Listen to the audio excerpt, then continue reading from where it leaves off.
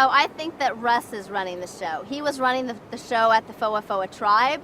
He was absolutely he controlled that whole tribe, and then he came over, and he, you know, he's just sneaky. There's something about him. There's some evilness that you don't want to cross about him, but yet he doesn't care. You know, he doesn't care that he knows that he does it. I think that Mick and Jason are just kind of floating along. You know, they haven't did anything. I mean, they're really.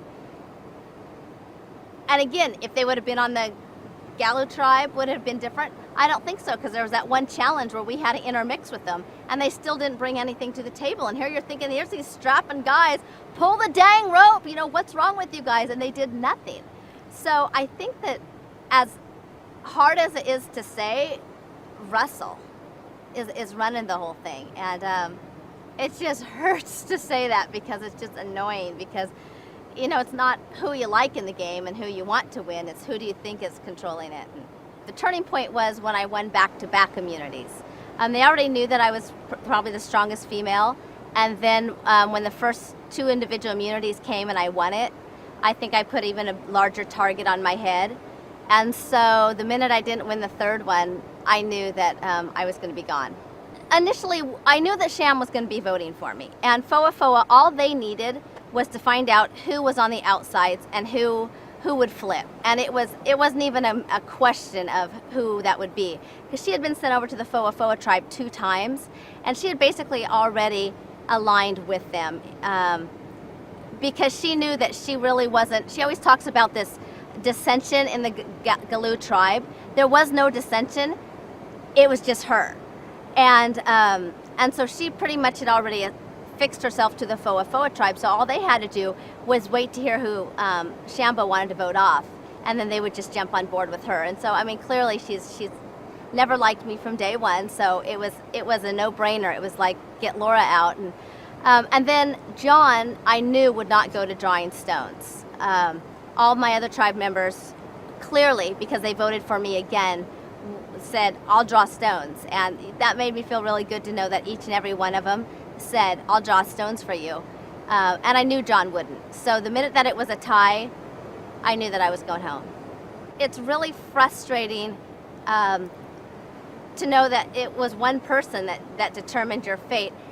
And it's even more frustrating because I know that I was a stronger player, both physically and mentally, than them, but that in this game, that doesn't matter. In this game, that means nothing. And I even think that if you see the first, 3 jury members, I mean, we were probably the strongest players out there, and which is uncharacteristic of Survivor history. Normally they vote out the annoying people and then the strong ones stay in. This time they didn't. All the people that are annoying and the ones that aren't really doing much are still back at the tribe. So it's very frustrating just being voted out by somebody that you physically and mentally can beat in the game. I love to play games, I love to compete, and I just want to do these challenges to just prove that I was clearly like one of the oldest people that was out there, and to say that, you know what, you still can't beat me. I mean, even at my age, even being a grandma, I'm totally re-stereotyping the grandma. You can't beat this grandma. And it felt really, really good to do that. People, my family and my friends have always said, you're so strong, you're really competitive, and you're one of the freakishly strong people I know. And you hear that and you're like, yeah, I kind of am. But now going through this and proving myself from day 1 challenges where we had to rumble and I had to throw down 20-year-olds to the very last challenge, I can walk back and I guess I can own that. I can own the fact that people have been telling me you're really strong physically, mentally, you're tough. It feels good to say, yeah, I am. I can own it.